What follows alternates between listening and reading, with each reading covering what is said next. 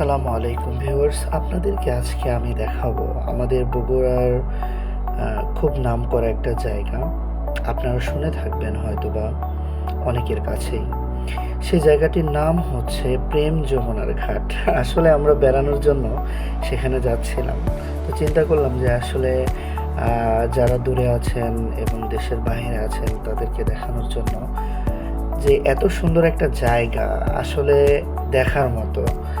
আর রাস্তা দিয়ে যখন যাচ্ছি তখন আশেপাশের ছোট ছোট গ্রামগুলি, সবুজ দৃশ্য, ছোট ছোট নদী, এগুলি পার হয়ে যখন যাচ্ছিলাম তখন মন থেকে কবি জসিমউদ্দিনের কবিতাগুলি মনে পড়ে যাচ্ছিল।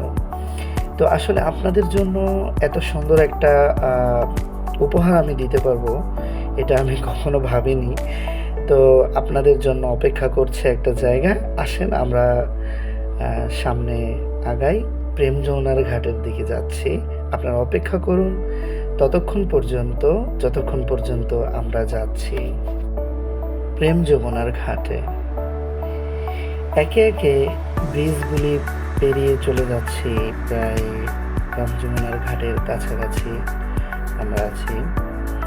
তো ভিউয়ার্স, আপনারা অপেক্ষা করতে থাকেন এবং দেখতে থাকেন গ্রামের অপরূপ দৃশ্যগুলি।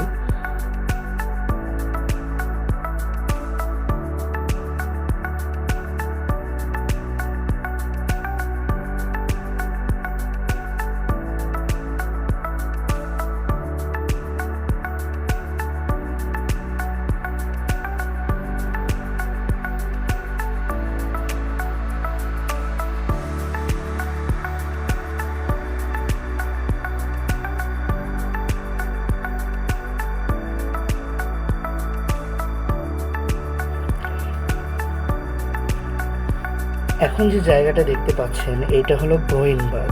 মাছের পাড়া গ্রাম পার হয়েই গ্রোইনবাদের কাছাকাছি আপনারা সব দৃশ্যটা দেখতে পাচ্ছেন। কত সুন্দর একটা জায়গা। ঈদের দিন আসলে আমরা আসিনি, ঈদের পরের দিন এসেছি। তো এখানকার অনেকের কাছেই শুনতে পেরেছি যারা এখানে এসেছে ঈদের দিন, প্রায় 1 লক্ষের উপরে মানুষ ছিল এখানে বেড়াতে আসছিল। চিন্তা করে দেখেন কতটা পপুলার এই জায়গাটা। আমরা অলরেডি চলে এসেছি প্রেম যমুনার ঘাটে। আর একটু সময় পেরোলেই আমরা চলে আসছি প্রেম যমুনার ঘাটের দিকে। তো ভিউয়ার্স, আপনারা দেখতে থাকুন। আর আপনারা দয়া করে আমাকে একটা সাবস্ক্রাইব করবেন এবং বেল আইকনটা টিপে দিবেন এবং আমাকে একটা লাইক অবশ্যই দিবেন। আর এবং দেখতে থাকুন আমাদের এই গ্রাম বাংলার চিত্রগুলি। কত সুন্দর একটা জায়গা প্রেম যমুনার ঘাট।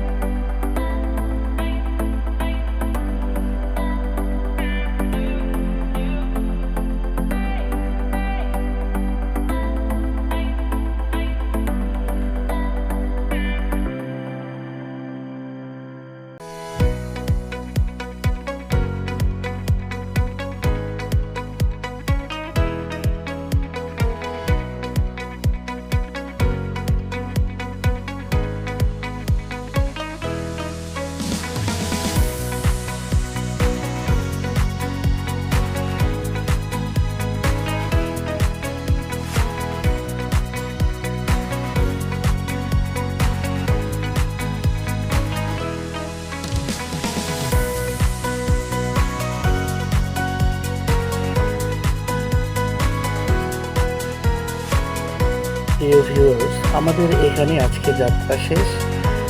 সকলে দোয়া করবেন আর সাবস্ক্রাইব করতে কিন্তু ভুল করবেন না। দয়া করে একটু লাইক করে দেবেন আর বেল আইকনটি টিপে দেবেন।